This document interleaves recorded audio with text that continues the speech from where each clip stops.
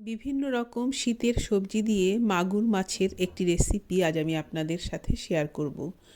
কোনো রকম পেঁয়াজ রসুনের ব্যবহার এই মাছের ঝোল বানাতে আমি করব না, তবুও এটা খেতে খুবই ভালো হবে। যারা মনে করেন পেঁয়াজ রসুন ছাড়া ভালো মাছ রান্না করা যায় না, এটা কিন্তু ঠিক নয়। নমস্কার, স্বাগত জানাচ্ছি ফ্লেভারস অফ কলকাতায়।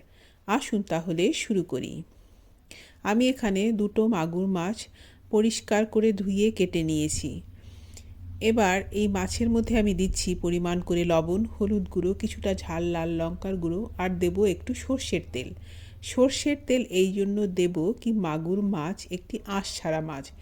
এই মাছ ম্যারিনেশনে একটু সর্ষের তেল দিলে ভাজার সময় কম ফাটবে। সব উপকরণের সাথে মাছ মেখে 15 মিনিট রেখে দেব।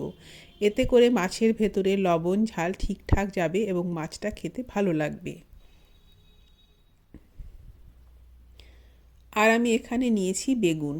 বেগুনগুলোকে কেটে পরিষ্কার করে ধুয়ে একটু চিনি মাখিয়ে রেখে দিয়েছি। আর ফুলকপি ও আলু নিয়েছি। এই ফুলকপি ও আলু আমি ভাপিয়ে নিয়েছি। এখানে একটা মশলার পেস্ট তৈরি করে নেব। সেই জন্য আমি দিয়ে দিলাম কাঁচা লঙ্কা বাটা, 2 টেবিল চামচ পরিমাণ জিরের গুঁড়ো। এই জিরের গুঁড়ো কিন্তু আমার ঘরে তৈরি করা। আর দিচ্ছি পরিমাণ করে কিছুটা হলুদ গুঁড়ো। অল্প জল দিয়ে গুলে এই মশলাটাকে একপাশে রেখে দেব। আর কোনো মশলাই কিন্তু এই রান্নায় লাগবে না, আর বিশেষ কোনো মশলা কিন্তু এই রান্নায় লাগবে না। খুবই সিম্পল একটি মাছের ঝোল, কিন্তু খেতে খুবই ভালো হবে। কড়া বসিয়ে কড়া খুব ভালো করে গরম করে নিয়ে তারপরে দিয়েছি সর্ষের তেল। তেল দেওয়ার পরেও আমি এই তেলটাকে খুব ভালো করে গরম করে নিয়ে ফ্লেমটাকে সিমে করে দিয়েছি। এবার দিয়ে দিলাম হাফ চামচ পরিমাণ লবণ। মাছ দেওয়ার আগে এইভাবে লবণ দিয়ে নিলে মাছ কড়ার গায়ে আটকে যাবে না। এবার মাগুর মাছগুলো দিয়ে দিয়েছি। মাগুর মাছ কিন্তু অনেক সময় ধরে ভাজতে হবে না, বা একটা একটা করে উল্টে পাল্টেও ভাজতে হবে না। এইভাবে সবগুলো মাছ দিয়ে নেড়েচেড়ে কিছুক্ষণ ভেজে তুলে নিলেই হবে।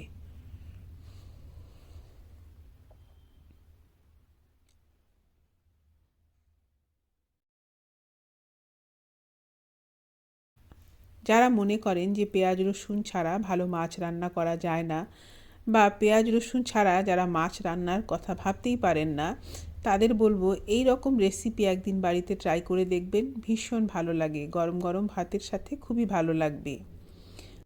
এবার আমি বেগুনগুলোকেও ভেজে তুলে নেব। বেগুনে আমি চিনি মাখিয়ে রেখে দিয়েছিলাম। বেগুনে যদি চিনি মাখিয়ে 10 মিনিট রেখে দিয়ে তারপরে ভাজা যায়, তাহলে কিন্তু এই বেগুন খুব কম তেলে ভাজা হয়ে যায়। এবার আমি বেগুনের মধ্যে দিয়েছি পরিমাণ করে লবণ ও খুব অল্প করে একটু হলুদ গুঁড়ো। খুব কম তেলে আমি বেগুনগুলো ভাজবো, সেই জন্য আমি বেগুনের মধ্যে একটু জলের ছিটে দিয়ে দেব। তাহলে বেগুন খুব অল্প তেলেই সুন্দর ভাজা হয়ে যাবে।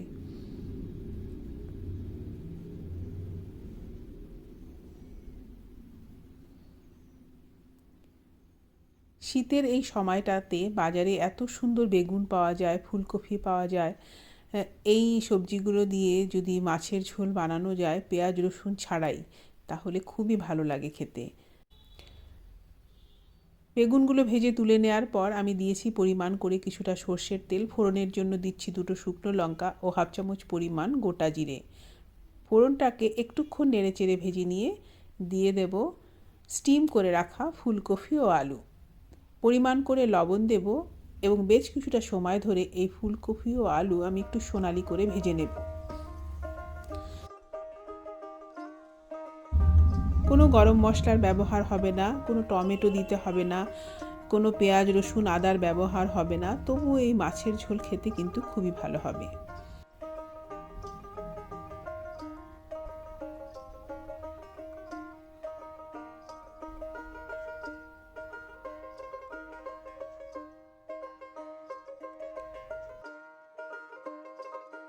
ফুলকপি ও আলু বেশ একটু লাল লাল করে ভেজে নেওয়ার পর আমি এই ফুলকপি আলুর মধ্যে হাফ চামচ পরিমাণ চিনি দিলাম।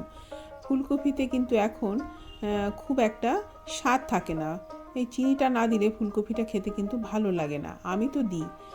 যারা পছন্দ করবেন তারা দেবেন, যারা পছন্দ করবেন না তারা দেবেন না। এবার দিয়ে দিয়েছি গুলে রাখা মশলা। খুব ভালো করে মশলার সাথে ফুলকপি ও আলু ভেজে নেব।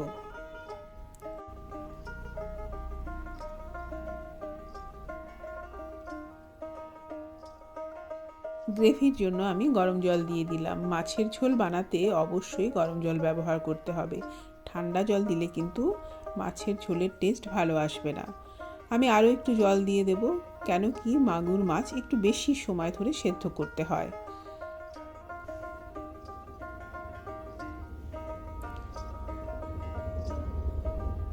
ঘরে থাকা খুব সাধারণ কিছু উপকরণ দিয়ে সুন্দর একটি খাবার বা একটা রেসিপি আমরা নিজেদের বাড়িতে কিভাবে বানিয়ে নিতে পারি, সাধারণত সেই ধরনের রেসিপি আমি আপনাদের সাথে আমার চ্যানেলে শেয়ার করে থাকি।